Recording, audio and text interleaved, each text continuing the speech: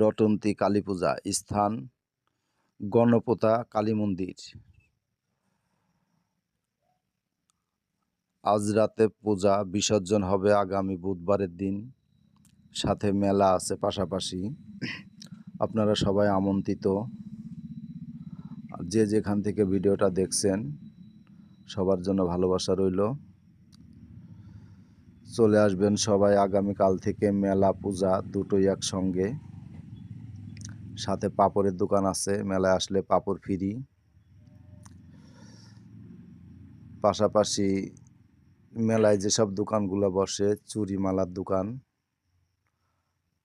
এই যে আমাদের এক পরিচিত ভাই বিরাদার বসছে, এখানে আছে বাচ্চাদের খেলনা। আর এই মেলার সবচাইতে ঐতিহ্য স্বাদের খাবার হচ্ছে আমিত্তি।